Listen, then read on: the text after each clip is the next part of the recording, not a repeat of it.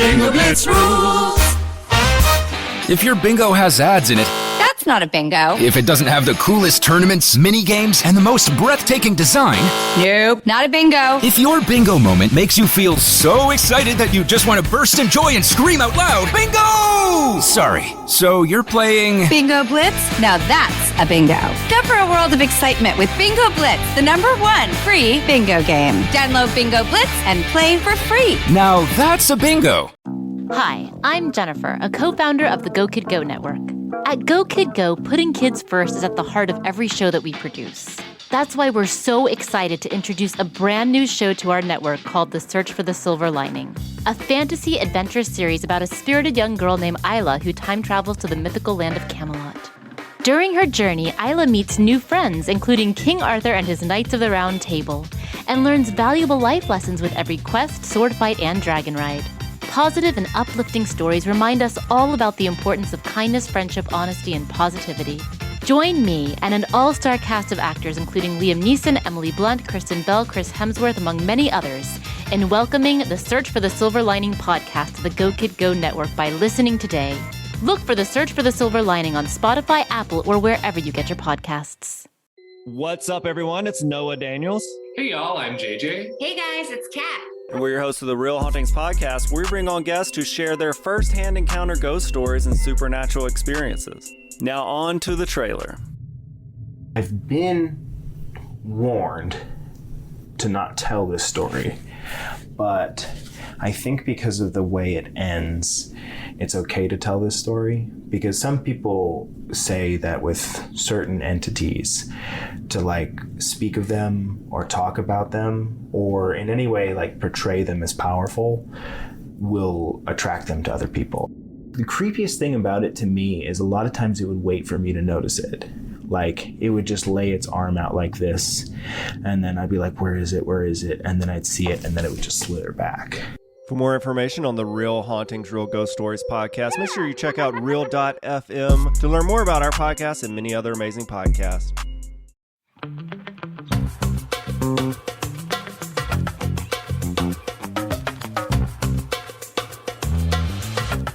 Thank you to RxBar for supporting Don't Blame Me. RxBar is a whole food protein bar with no BS. Get 25% off your first order at rxbar.com/blame and use the promo code BLAME. Again, that is rxbar.com/blame, promo code BLAME.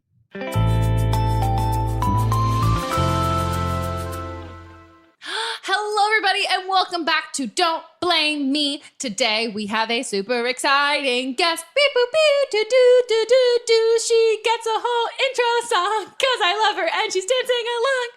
Woo! It's Aislinn Paul, everybody. Hello.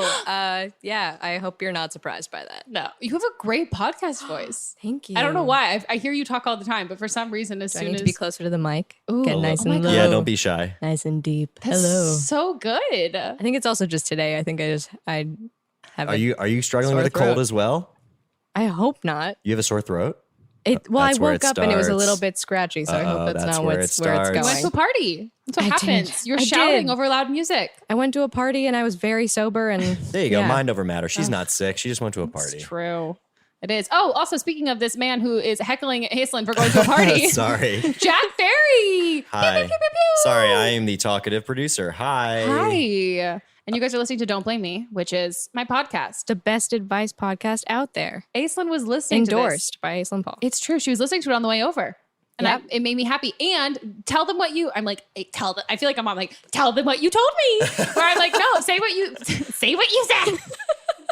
I was like, say what you said, but how you listened to it, where you like pause or whatever. Oh, I'd listen along to the questions and then I'd wonder. Well, it was kind of to prep for this. I was I like, know. I'm going to be so bad at this because I go to Megan for my advice. So I was like, okay, how would I answer these questions? And you guys are going through some tough shit out there. Yeah. Like, I'm impressed. My teenage years were very boring compared to you guys. I know. I feel that way a lot of the time where I'm like, damn, I still can't get over the girl who fucked her boyfriend's twin and his brother. That is That was a good one. straight She out also- of Gossip Girl. I Like, think I she- don't think that's. It's not. doesn't Like, I sound was like, like did real you life. take It's this crazy. as a plot from a TV show? But I'm pretty sure that she DM'd me on Instagram, and I can't find it now. But I think she called back and gave an update.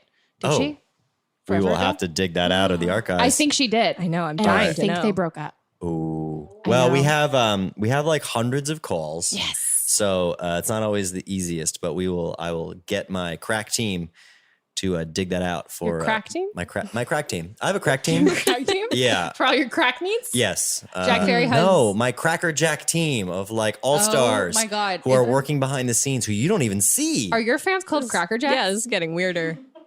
No, it's crack. No, it's like, my crack team of experts. You never heard that expression? No, You never heard my crack team of experts before? No, everyone here is shaking their head. They've never heard it.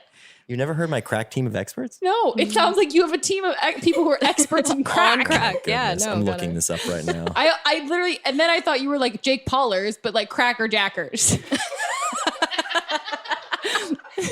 Oh my God, that's actually a great. Yeah. It's you like need to slightly call. racist, but All like right. also The use of there crack was a big- as a top-notch or superior was first noted by Samuel Johnson in 1793, meaning to do anything with quickness or smartness. A crack team is one that functions in this way. Okay, now Urban Dictionary, crack team. Oh, a team that sells crack. Okay, I can see where the confusion came in. I totally get that. Anyway, so explain your relationship. How do you guys know each other? Oh my God. Well, Aislinn and I met on Freakish season 1. Yes. Actually, we met in the Yeah, it was chemistry reads, but we yes. didn't read with each other. No, we thought maybe we would, and then we didn't. But what I can say is that I was a little alarmed by Megan when I first met her. Fucking shit. Everyone says that.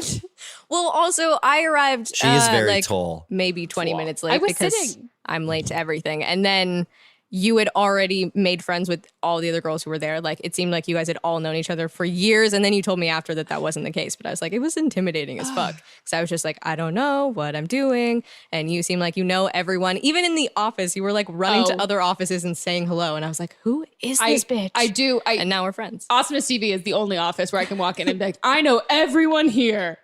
That's it. Just because they've known me since I was 18. But no, I talk when I'm nervous. So I'm like quick to be like, who wants to be my friend? Let's talk. Let's not be uncomfortable. Who wants to talk to me? Yeah. And then we did the show together and we got to hate each other on the show.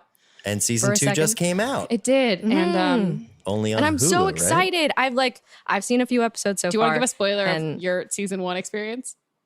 Oh, what? That I died? Sorry, spoiler if you want to watch it. Yeah, you will only get the pleasure of watching me on your screen for the first season. I'm sorry.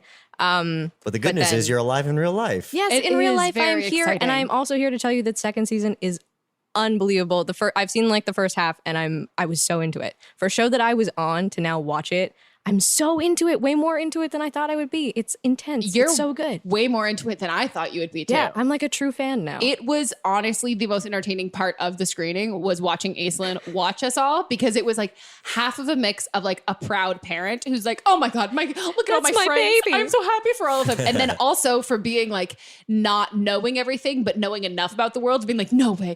What does that mean?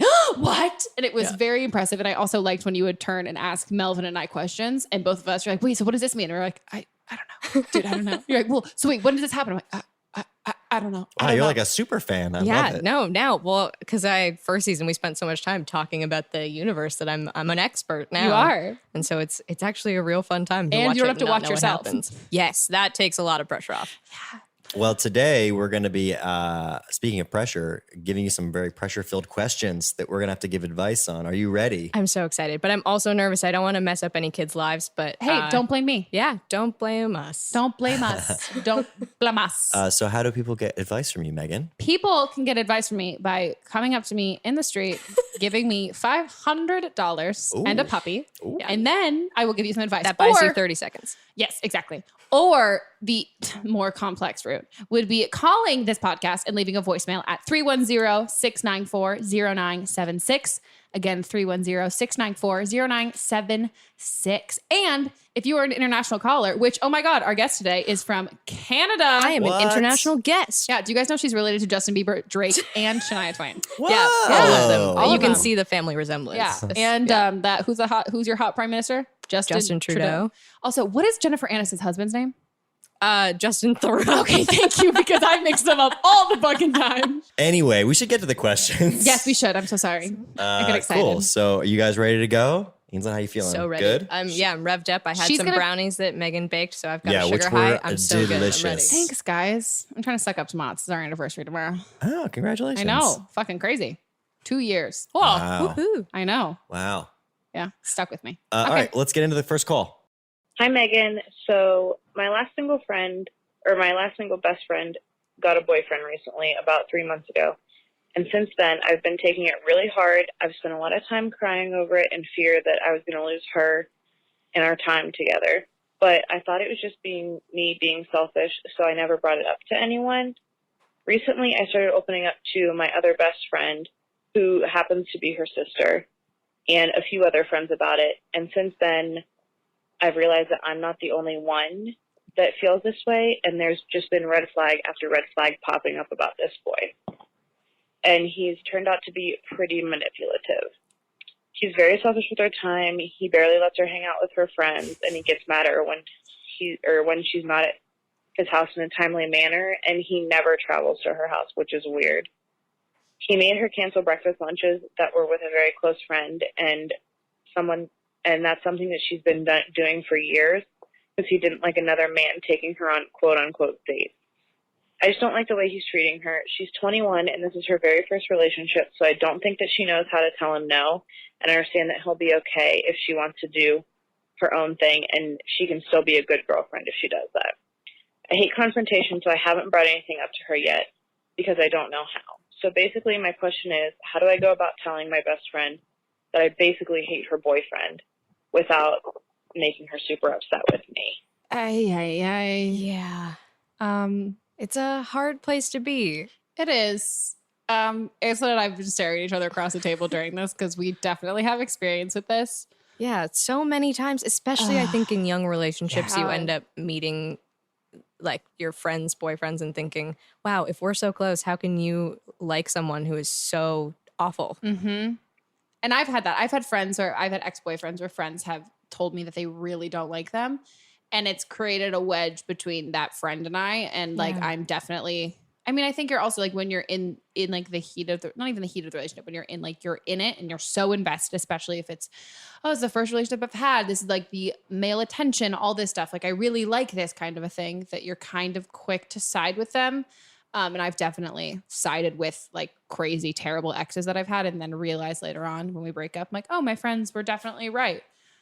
But that's the hard part is being the friend who doesn't want to be the I told you so person. Mm-hmm. And you also have that fear if you speak up to that friend and mention how the behavior looks to you, that because they're so blind to it, it's going to drive a wedge between you. And then you're just going to be farther apart from your friend than you even were before. And it's difficult. Now I'm just telling you, like, yeah, I get your position. It sucks. Okay, moving on. Also, even if they stay together, there's the whole, I know that you hate my boyfriend.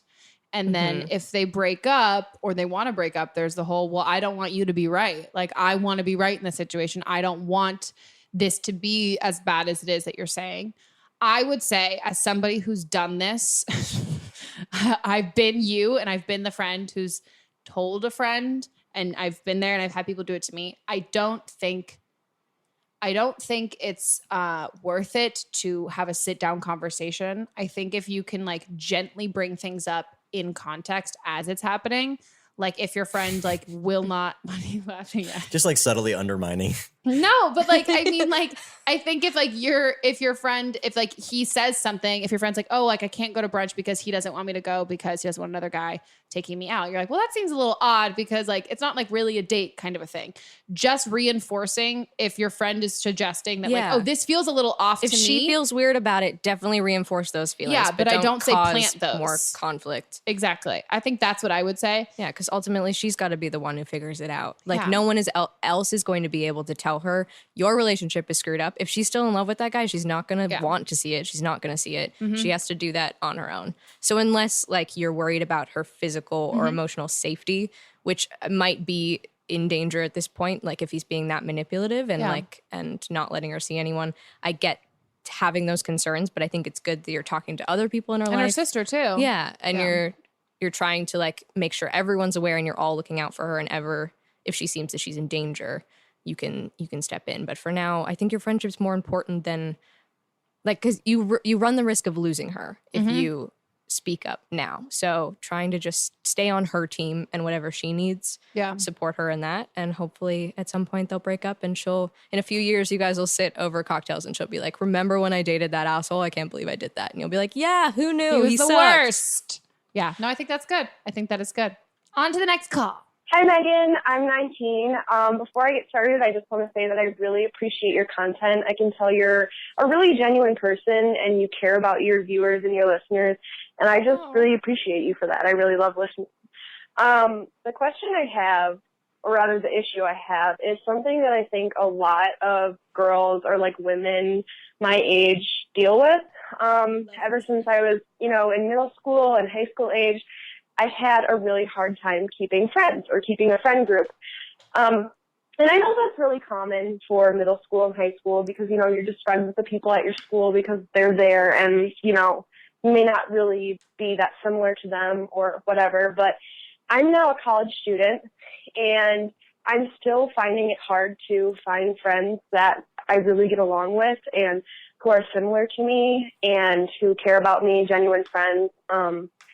Things like that. And I know the easy answer would be, join clubs for interests that I have, meet people with the same things, like to do the same things that I do, things of that nature. But I'm honestly just really busy and there's not a lot of clubs at my school. It's kind of a small school.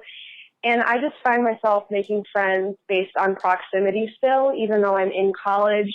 Like I'm friends with people in my building or people in my classes, but none of these friends really stick.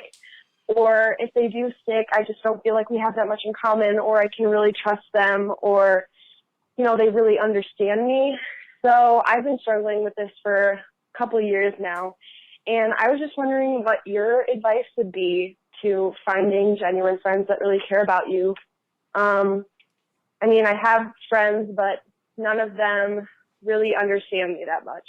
Well, first of all, you're right. Megan does care very much. You are correct. Man, but I totally feel for you. I think because of school, you kind of get used to making friends out of proximity, that they're the people who are in your class or like that you play soccer with or that you can like do your English notes with. So I get that in a change of venue, you're kind of now having to go out of your way to find those people that you really connect with. But I'm thinking, do you feel that they really don't understand you, or are you just like a little nervous to open up because this is a newer friendship and you think sort of right off the bat, like, oh, they don't get me? Like, maybe there's just like, you guys need to like sit down and have some real life chats and maybe like be a little bit vulnerable with each other and you'll see, I don't know. Like, I think I've really learned that friendships take a lot of work. And sometimes like that's, it's a lot of work. It means effort, but like it can be rewarding if you're willing to do it. But of course, if those people are still not, like if you know for a fact that you just don't get along and you just hang out because it's convenient or you have the same classes, I get that desire to find people that you have more in common with. So what I would say, I don't think there's necessarily an issue in having friendships based on proximity. I think no matter how old you get, that's true. Like the friends you have are like the people you spend time with are because they're close around you. I have a ton of long distance friendships, but like I also have friends in the city that I'm in, not because it's just convenient, but you kind of meet people because it's convenient and then you become friends with them. And I agree in the sense what Aislinn's saying with giving them the chance to be those kinds of people. I think there's always going to be people that you meet and like right off the bat, you're like, wow, we're going to be really good friends.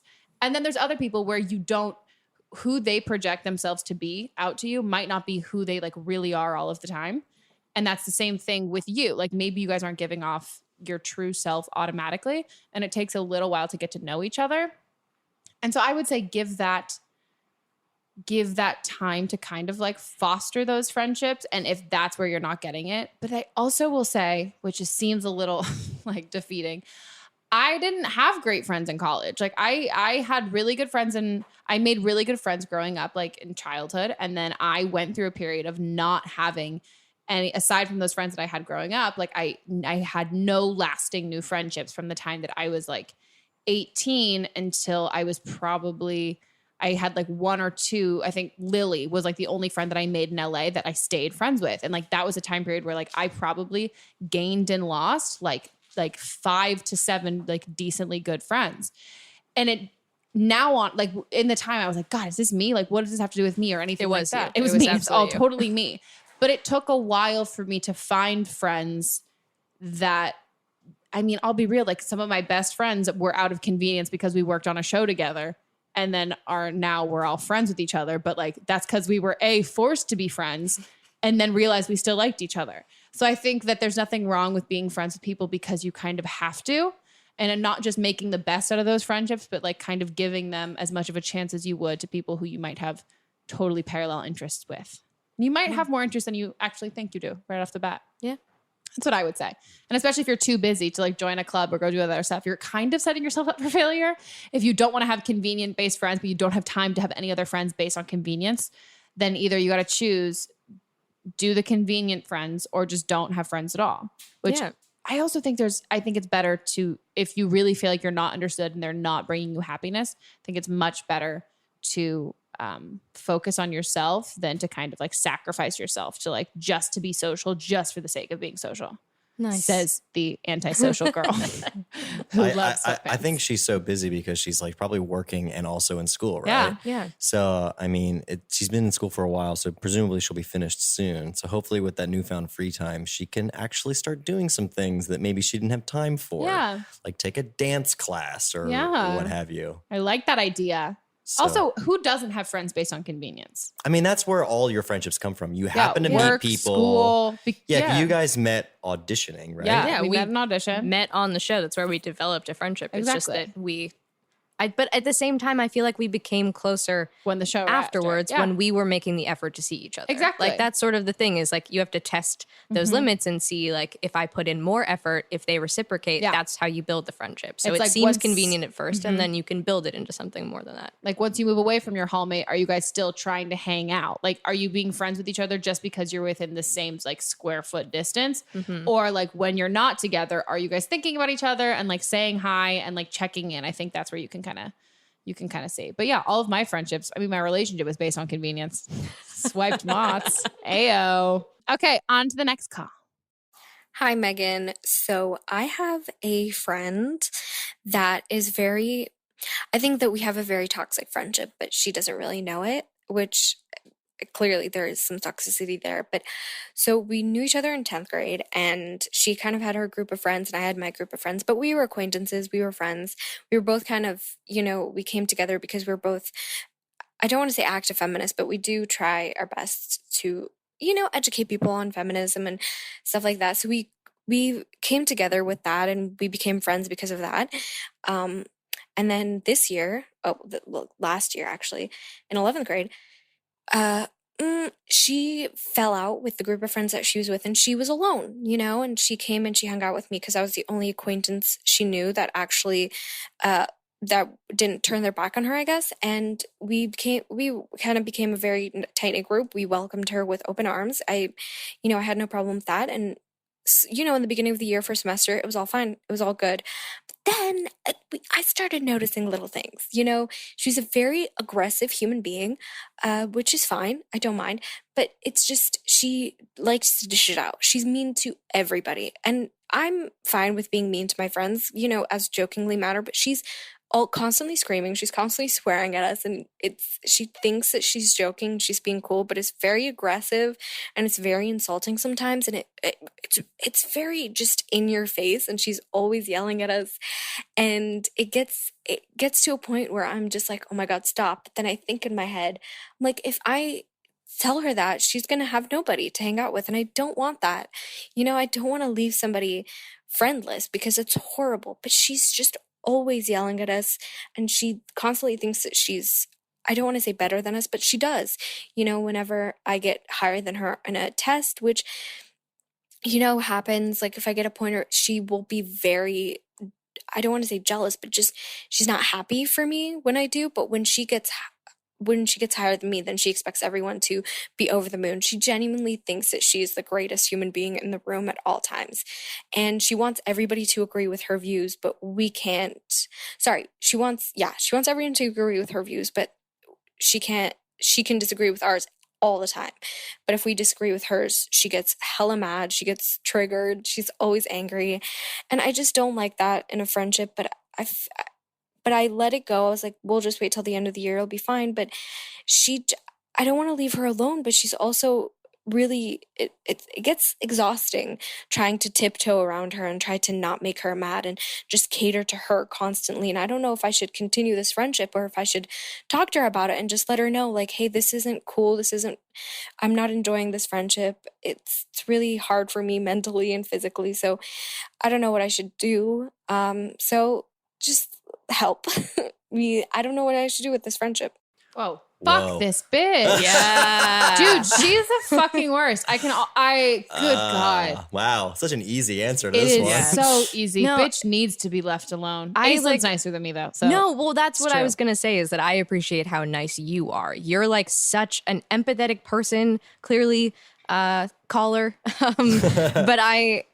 So I so appreciate the position you're in because I'd probably do the same thing if I was there. This is just Aislinn. like thinking This like, is Aislinn. oh, but she's gonna be alone and like she's probably going through a lot on her own. Like, you know, she probably hates herself secretly and that's why she lashes out at other people. But like, that's not that. a good enough reason to deal with someone else being an asshole to you. Like, this actually sounds like my best friend from my childhood that she always got into fights with other people, but because I was always such a peacemaker, I never really noticed it with me, so I thought it was other people. And then I slowly started to realize that the actual problem was her, and that I was being very accommodating to all of her needs, but not getting any of my needs in the friendship met.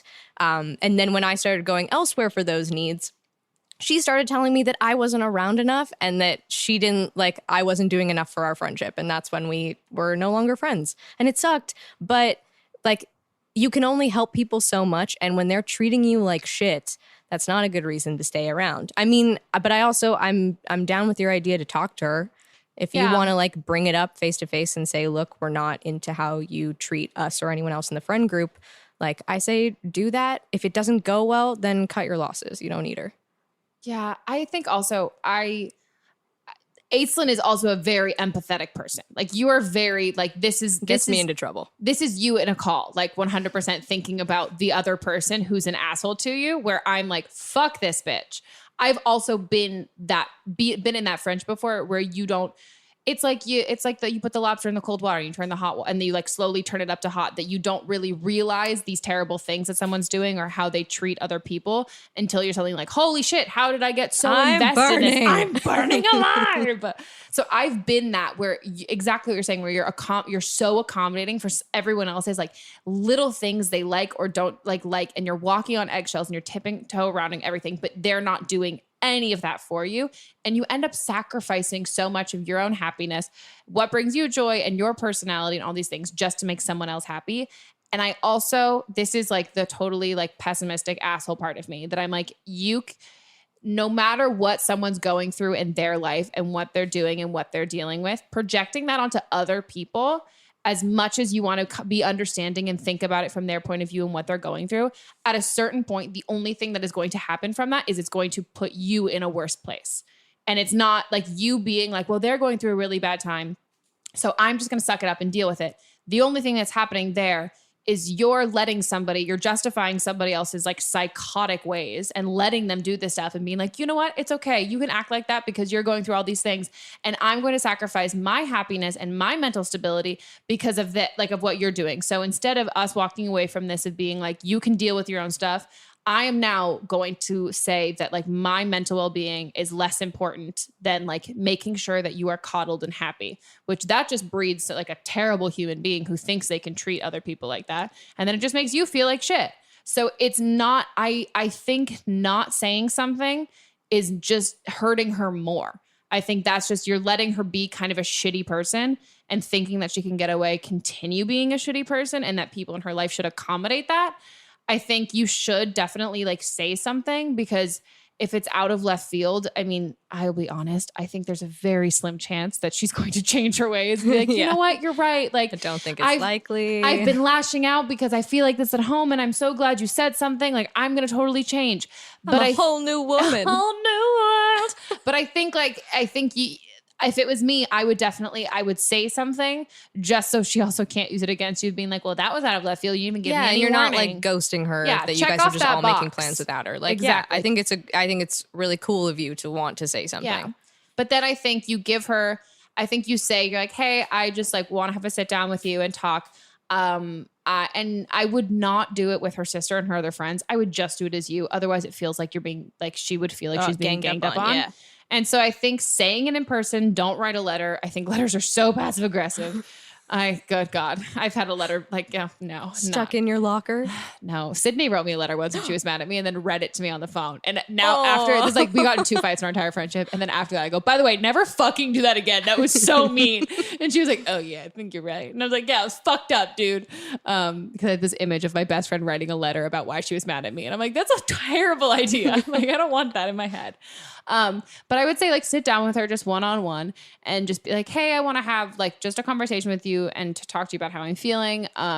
I know that we joke around with each other and like we'll like make fun of each other in kind of a play way, but honestly, how you've been doing it recently has really made me feel shitty about myself, and I've been feeling pretty down about it. I again wouldn't bring your other friends into it and say, so we've all been so-and-so. talking about how much we hate you. Exactly. Don't say that, even though you have. And I called a podcast too to talk about how much I hate you. And the 2 girls on there also think you're a cunt. Sorry. Are you allowed to say that on my show? You can say whatever you'd like. I love the word cunt. Fuck yeah. Yeah. Cunty, cunt, cunt, cunt, cunt, cunt, cunt. So yeah, I wouldn't say, I would be honest. I'd be like, and I really care about you and I really love you. And, I know that this past year has been really difficult with you friendship wise. And I always want to be there for you. But right now I feel like I'm really sacrificing a lot of my own happiness because I'm trying to make sure you're really happy. And I don't know if this friendship is what's healthy for us, both of us right now. And, I'm not saying that I don't think we should ever be friends again or anything like that. But I think for me, because I care about you and I hope you care about me, that you're okay if we kind of take some time apart to figure stuff out. And then like, I'm always going to be here for you. But right now I really need to not be so invested because I feel like I'm kind of letting myself slip to like the side. We spend so much time analyzing like romantic relationships and saying like what happens between partners, like this is okay and this isn't. But I find with a lot of friendships we all let stuff fester because it's like not as serious. Because you don't think of breaking up with a friend, but sometimes you need to do that. But sometimes you need to have a confrontation and say helps, like this it doesn't helps the work other for me. person. It can help the other person. You can absolutely you and can them, make your friendship stronger because you're being honest and you're saying like this doesn't work, but I value the friendship, so let's try to fix this. Let's assume for the sake of argument too that maybe she's maybe it's just a matter of her approach to humor is just too caustic. Maybe she's not actually as terrible as she's being sort of painted in the call. And also because it's psychology 101. Let's say it's probably because of some sort of self-loathing problem. It is. It probably definitely is. She's feeling insecure and less than. But let's just assume guys. it's just her humor. I think that's feedback that she might need. And she might need. She wants to be a stand-up hold a comic. job with that kind of shit. I mean, she might need to hear that from you as a friend. Realize there are consequences if she continues, so that save she her in can the then workplace in the future. go and Wrong audience. change, and then be a better friend to you and to others. Yeah, because she realized, oh no, there are consequences for being this kind of mean. Mm-hmm. And also, that mean girl thing doesn't fly. And also, you can also be a feminist and also be a bitch. Like you can totally believe in equal rights for men and women and then also still kind of be a cunt. So I think that can't cut her any slack. I wish everybody was into, that. But I mean, I don't think that can kind of be like a freebie pass. I'm also really not a believer in people who kind of chalk up to like any problems they're having personally and then taking it on other people, because that's just not how you deal with your problems. So you can't use as an excuse because you're going to have problems your entire life, like childhood and adulthood.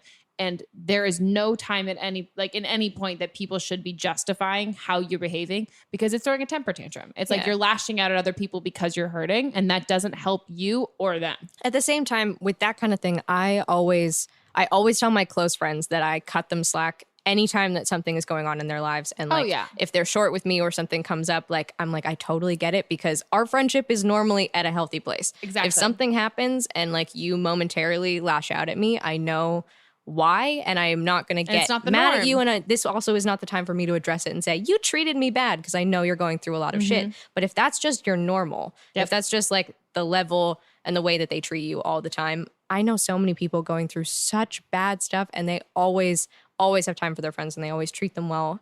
And I just don't think that that's a good enough excuse. I don't think it is either. Yeah, I think, talk to her, straighten it out.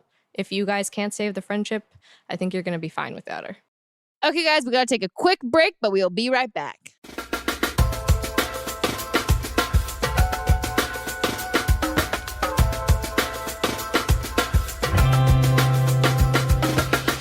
Thank you so much to RxBar for supporting Don't Blame Me. RxBar is a whole food protein bar made with 100%, yeah, you heard it here, 100% whole ingredients and no BS, such as no added sugar, artificial colors, artificial flavors, preservatives, or fillers.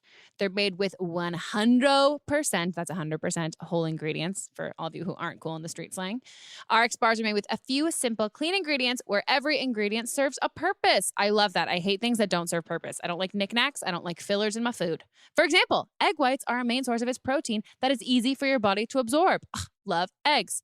They're also gluten-free, soy-free, and dairy-free, which is perfect for your home girl. So thank you so much, RX Bar. There's no added sugar, no artificial colors, flavors, preservatives, fillers, none of it. They also come in 11 amazing, delicious flavor varieties. You got savory, you got chocolate, fruity, there's cacao things, there's real fruit, and there's sea salt in them, which I personally am a huge fan of sweet things with sea salt because I think it makes everything better. And I am a huge fan of that. So kudos to you, RX Bar, for being up on the foodie game trend. Was that even correct English? Maybe. RX bars are ideal for breakfast on the go, a snack at the office, or if you don't have an office job, just a snack when you're walking around not having a job. Throw it in your bag for the airplanes that you go on because you're a traveling jet-setting kind of gal or guy. You can put in your backpack if you're going on a bike ride or a hike, or you're just walking to the grocery store to buy more food. You can eat it before your workout, after your workout, or if you don't even want to work out and you're like, I just want to eat this RX bar, you can do that. The world is your oyster, or the world is your RX bar. Ha. That was good. I'm a huge fan of RX bars, as you might all know. I have like a grocery list of food allergies of things that I cannot eat at the grocery store. And RX bars actually don't have anything that I'm allergic to, which is incredible and amazing. They're really easy, super convenient. I can throw them in my bag, bring them to set with me if I'm working, or if I'm not working, I can just eat 3 bars in a day and no one knows because I've hidden them so my boyfriend can't eat them all. Delicious flavors. There's peanut buttery ones. There's chocolatey, sea salty ones. There's fruity ones. And it's great because we can divide and conquer because he likes the fruity ones and I prefer the salty ones because I love me some salt. If you guys want to get 25% off your first order, if you guys want to get 25% off your first order at rxbar.com/blame, you can do it by using the promo code BLAME. Again, that's rxbar.com/blame, promo code BLAME. Woo, woo, woo. The woo, woo, woo, you don't have to write it out. Just like say it in your head when you type in blame. Type in blame, then in your head go, woo. Hey, we're back. Did you miss us? Well, I hope so, because you're still here and we're still here. On to the next call. Hey, Megan. I'm 20 and I'm a college student, and I'm going to keep this as short as I can. So I have this friend that's younger than me. He went to the beach for like 4 weeks with this group of guys, and when he came back, he was like FaceTiming, texting this guy all the time, and he's kind of like a more feminine guy, and all of a sudden he like repeatedly comes to me like sobbing, like cannot control like his emotions. And long story short, I have reason to believe that there's something going on between him and this guy. And I've indirectly heard that he's admitted that he's gay to one of our other friends. And I don't want to act like a fake friend and not acknowledge it and not like, and pretend to not know what's going on. But I also don't want to put him on the spot because I know this is like his journey. So my question is kind of like, have you had a friend that's gay that hasn't come to you about it like directly? Because he comes crying to me, but then won't say anything about it. So I don't really know how to deal with it. I love him. He's so sweet. And I just want him the best for him and don't really know what to do. So please help me. Not your journey. Not your journey. Yeah.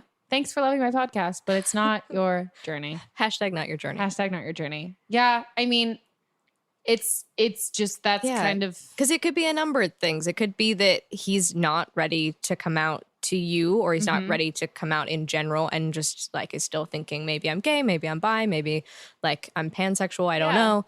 And then also maybe he also just thinks you already know. I don't know. You know, like I had one of my best friends growing up, just like I think we always knew that she was gay, but it took her a while to figure it out. But it's not like we were going to tell her like, hey, By the you're way, you're super gay. gay. You're super you gay, have posters of women all over your bedroom. You're probably gay. But, you know, we were letting her go on her journey and tell us when she wanted to. Yeah.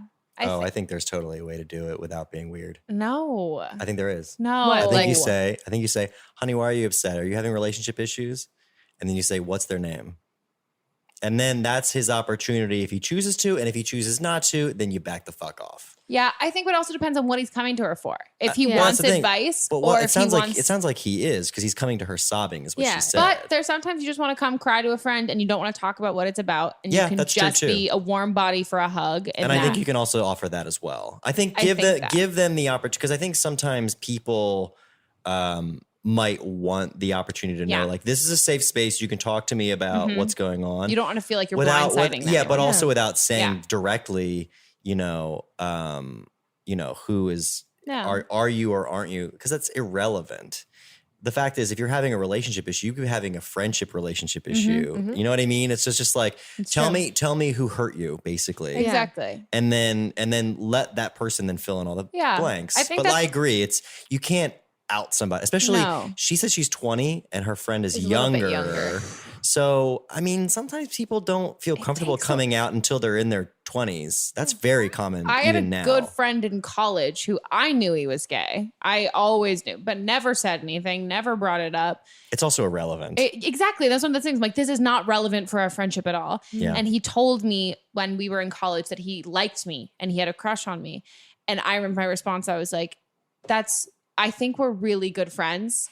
And I love you so much as a friend. And I think you love me a lot as a friend too. But I don't think that I honestly, and I was like, I'm flattered that you would say that, but I don't think that you're into me like that. I was like, I really don't think you are. And he's like, no, I'm pretty sure I am. And in that moment I could be like, no, homeboy, you're fucking gay. But instead I'm like, you know what? Like, I love you. And I think that's really sweet. And that makes me happy. I hope we can stay friends, but I don't think I don't really see you like that. Yeah. You also don't want to be wrong. Oh no, my God. Can you imagine?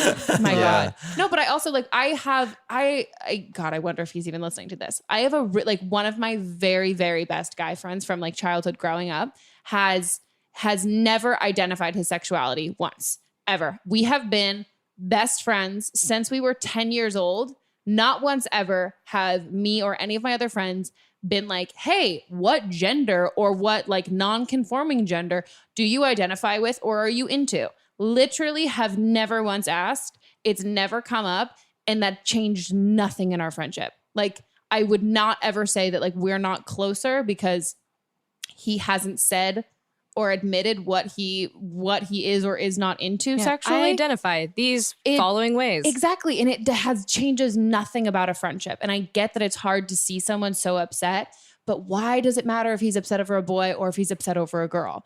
He'll be upset over like and heartbroken over anything. Yeah. I think your advice that you're going to give a friend who's heartbroken has no gender. It really won't change based on the sexual orientation of who he's having a relationship with. I totally understand.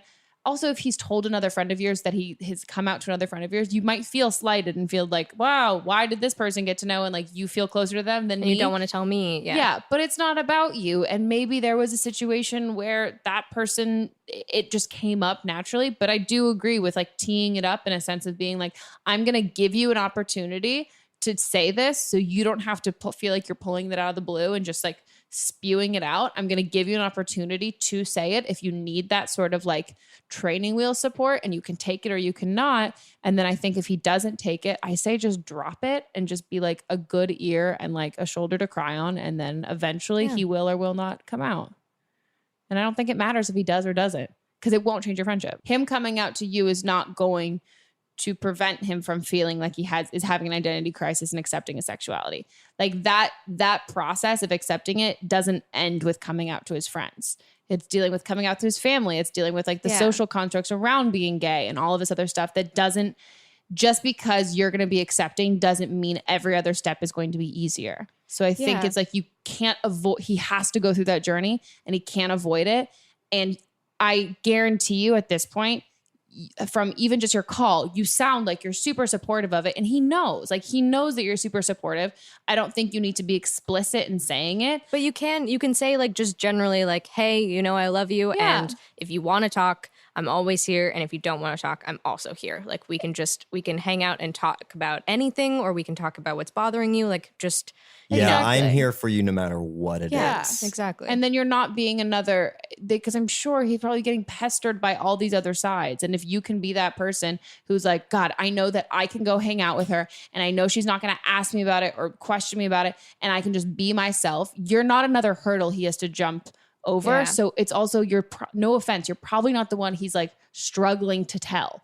I think if he's like having a hard time coming to terms with it, it's probably telling people who aren't going to be as supportive. And you're probably one where he's like, well, I know she'll be easy with this. It'll be great. And that kind of a thing.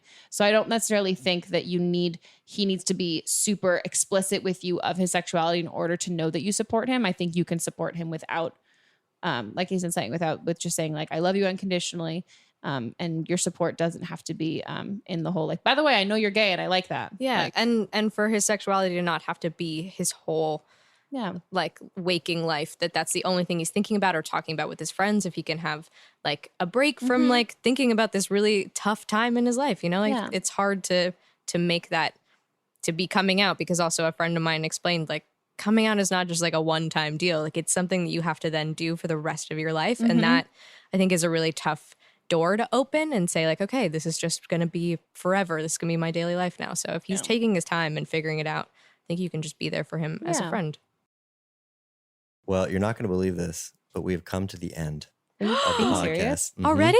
Wow. Yeah, wait, we've been recording for this long now. Shut the Oh my God, we can talk too much. No, that's what Ace was nervous before this. And I was like, Ace, I made her, Mats was out of town for like a week, and I made her stay over and literally sleep over for a week straight. And all we did was talk. Yep. Well, you're very good at it. We have time for one more call. Just one more. So this is the part of the show. It's Producer's Corner. That's Could you right. put up that? Producer's Corner. Yes. Can you explain what Producer's Corner is? I can't, but Aislinn also knows, but I explain Because to I'm a viewers. super fan. But it's okay. Explain it to me in person. Explain it. Producer's Corner is when producer-director Jack Ferry, he picks his favorite call, most memorable call, a call that he wants us to focus our attention on. Mm-hmm. It's usually pretty groundbreaking. Yeah, pretty to give like impactful. the extra good advice. Like we've reserved the really, really good advice for right now. Okay. I've saved my turbo engines. Yeah, and I feel like this one's very appropriate for like the themes of today's episode. Cool. So let's Vaginas. hit it. It's about girls and vaginas. Do it. Feminism. Hi, Megan. I've got a question for you that I think you'd be perfect to answer for me. So, where do I begin here? All right. So for a while now, my favorite. Well, you know what? Rather than say names, I'll just say my favorite team has been having issues with getting hits while there's runners in scoring position. Oh, good And God. Wow. Yeah. you know, now Really it's tough. postseason, and you know, they're up against some of the best pitching in the league, and you know, they just can't seem to produce when, you know, they've got runners on, and you know, it's problematic. Like, you can't win games if you can't score runs, you know. That So is what baseball. advice That's would baseball. you give to these players that are just getting in their heads and not seem to be able to produce when the spotlight's on them, the big moment? You know, we're trying to get to the World Series here. Any advice you have would be great. Thanks. Wow. I would say go Giants. That's a baseball team. It is. Well, That's my baseball team. Nice. Yeah. I think based on all of that, the detail in that Yes. one, I'm going to take a wild guess and say it's the Yankees. Hey. I'm cheating because Jack's wearing that hat and he was watching the game It's okay. earlier. Leo But- thought it was the Mets. He did think it was the Mets. Hey, Yeah. he got the city right. He did. was Oh, New wow. York. It Yeah, says give him some NY credit on your for hat. that. You Sure. know. It's pretty easy. But yeah, to all the New York Yankee players out there Who are listening to listening this to this podcast, Yeah. Guys, keep your head up. Thank you. Yeah. Pay attention. look within. Look alive. Look Yeah. within. Go Wildcats. Go Wildcats in the We're house. all in this together. We're all in this. Get your head in the game. Yeah, that's the key Bop one. Get your to head in the top. game. I knew you guys would be able to solve this. I know, I'm right? so glad that I picked this call for this episode. I am too. Yeah, we should be like sports psychologists. We should. Do those exist? Oh yeah, they do have people that come and like help. Do people. not help the Don't players tell Mats. because that's Mats' dream. I find it so crazy, like how much Being a sports psychologist. Okay. He says no, never mind. He's very mad about that But idea. like sports players can get really, really superstitious about playing, and I find that so funny. As Jack wears a baseball cap for the Yeah. first time I've ever Probably seen never him wear a watched it. baseball hat. I always wear a baseball hat during the playoffs. Well, no, that's what I'm saying. You're being superstitious. I've never seen you wear it aside from Well, today. actually, it's more in the spirit. You know, it's the same way that you would wear like like a cheerleading uniform. you would like how you would wear a Christmas sweater at a Christmas party. Oh, Jack knows my brand. Just Hell saying, yeah. I would. Hell I'm yeah. being in the festive. spirit. Yeah, I'm It being is. in the spirit of the season. It's the postseason, so I'm wearing a baseball hat. But anyway, yeah. But seriously, if you can't score runs, you're not going to win games. So, any advice you have for these players? Wait, Megan, so what are they not doing? You know, they get men on and then they can't hit them home, so it's like a This problem. all for the record, no matter what, this just sounds so sexual. They get men on and they can't hit it home. They can't hit it home. Well, it's you funny can't 'cause- score if you're not playing. Well, it is funny because it's like there's the bases. Bases, yeah. First base, Oh second yeah, base, third Aislinn, what do base. you think the Baseball's bases are? surprisingly What do you sexual. think the bases are? Haven't we've talked about I this know, before. We've had but a debate. We've talked about everything, so let's just talk about it on the air. Well, I guess first base is kissing, making out, all Okay. that stuff. Mm-hmm. Second base is chest area, under the Chesticles? shirt, Oh my God, whatever, under the anything shirt. above the belt. Woohoo! And then third base, I've just always assumed is like having sex. I don't know. No, it's the four. Where do it's the- blowjobs It's go? the 4 Fs.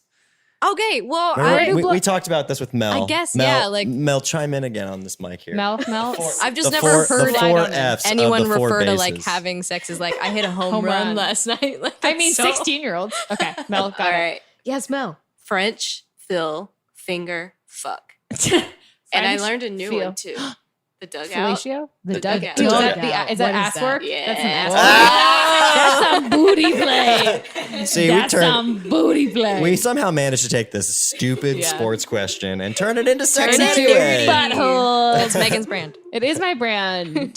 Well, this was such a fun episode. Aislinn Paul, where can people find you? Ooh, you can find me on Instagram and Twitter at Aislinn Paul at both of them because my name was not taken. Somehow. Yeah, good job. I know. Good it's job with sweet your name. having an unusual name. Yeah, thanks, Yeah, parents. Thanks, score to your mom and dad. parents. You got great parents too. Shout out to your parents. They're Yeah, not shout listening. out to Deborah and Brian. They They're probably will listen. Awesome. at I some love point. them. If you guys enjoyed this episode, we would love if you fuck guys, I'm gonna speak English one day. First, I'm gonna tell all of you, if you liked this episode, leave a review on the Apple Podcast app. We would love it. Rate 5 stars, like my aggressive Uber who would not let me leave the car until I did it. He was the worst. He also offered to turn off the Uber like ride thing. No, 'cause no, he always was- say no. I know, because he was like, hey, you're picking your friend up. Well, like, why don't like she just hop in here and then I'll take you there? And I was like, oh, I don't think she's ready yet. He's like, well, I'll turn off the ride thing and so you don't have to pay. And I'm like, so I can get in your car and it's gonna say you drop me off here and then I'm in your unmarked vehicle for this whole time and I'm not accounted for? I'm not stupid, sir. No, All an right, Uber so leave driver- us 5 stars. Yes, leave us 5 stars. Moral of the story. And then if you guys want to leave us a voicemail, if you need our advice, or if you are a caller from a previous episode or this episode, you want to give us a update on your life, we would love to hear. So you can call us at 310-694-0976. Again, that is 310-694-0976. We would love to hear from you. We would love to hear about your life and the things that are happening and what you need help. And if you're an international caller, because international people have problems too, just because you don't have Trump doesn't mean your life doesn't suck sometimes. Oh, that's a good tagline. Yeah. That's a very long one. You guys can send a voice memo by recording it on your phone and then just emailing it to meganpodcast@gmail.com. Okay, guys. Hope you enjoyed this episode. Go follow Aislinn. Go follow me. Go follow Jack Ferry. Go follow everybody. Just only if they ask for it. Consensual following. Consensual following. Consensual following. Okay, we will see you in 2 weeks. Goodbye.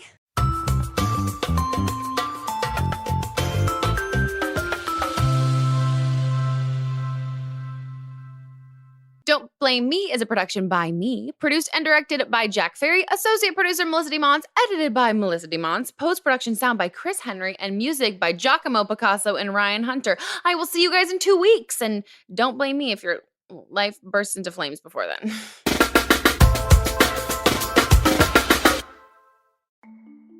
As a podcast network, our first priority has always been audio and the stories we're able to share with you. But at Realm, we also sell some pretty cool merch, and organizing that was made both possible and easy with Shopify.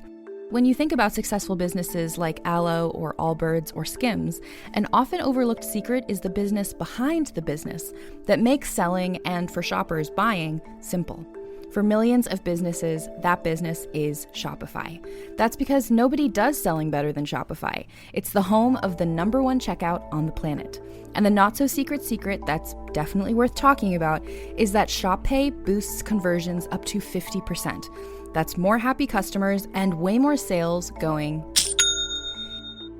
If you're hoping to grow your business, your commerce platform better be ready to sell wherever your customers are scrolling or strolling, on the web, in your store, in their feed, and everywhere in between. Businesses that sell more, sell on Shopify. Upgrade your business and get the same checkout we use with Shopify. Sign up for your $1 per month trial period at shopify.com/realm, all lowercase. Go to shopify.com/realm to upgrade your selling today. Shopify.com/realm.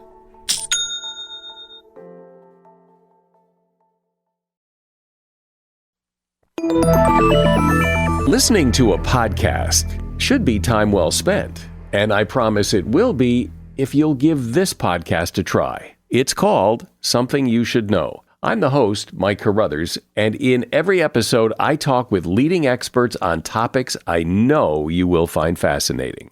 From why people can't keep secrets, what your favorite music says about you, why your pet acts in strange ways, and so much more. Something You Should Know is designed to give you information you can use in your life and give you great intel that you can share with others. I'm told it's a binge-worthy podcast, and with over 1,000 episodes, there's a lot to binge on.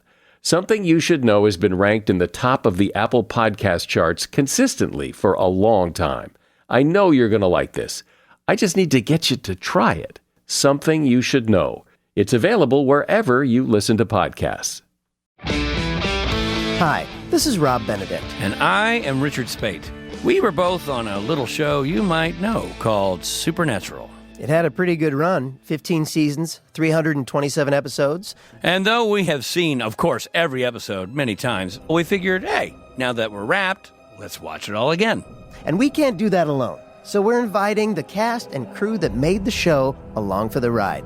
We've got writers, producers, composers, directors, and we'll of course have some actors on as well, including some certain guys that played some certain pretty iconic brothers. It was kind of a little bit of a left field choice in the best way possible. The note from Kripke was, he's great, we love him, but we're looking for like a really intelligent Duchovny type. With 15 seasons to explore, it's going to be the road trip of several lifetimes. So please join us and subscribe to Supernatural then and now. Hey, are you ready for some real talk and some fantastic laughs? Join me, Megan Rinks. And me, Melissa DeMons, for Don't Blame Me, But Am I Wrong? We're serving up 4 hilarious shows every week designed to entertain and engage and, possibly enrage you. In Don't Blame Me, we dive deep into listeners' questions, offering advice that's funny, relatable, and real. Whether you're dealing with relationship drama or you just need a friend's perspective, we've got you. Then switch gears with But Am I Wrong, which is for listeners who didn't take our advice and want to know if they are the villains in the situation. Plus, we share our hot takes on current events and present situations that we might even be wrong in our lives. Spoiler alert, we are actually quite literally never wrong. But wait, there's more. Check out See You Next Tuesday, where we reveal the juicy results from our listener polls from But Am I Wrong? And don't miss Fisting Friday, where we catch up, chat about pop culture, TV, and movies. It's the perfect way to kick off your weekend. So if you're looking for a podcast that feels like a chat with your besties, listen to Don't Blame Me, But Am I Wrong on Apple Podcasts, Spotify, or wherever you get your podcasts. New episodes every Monday, Tuesday, Thursday, and Friday.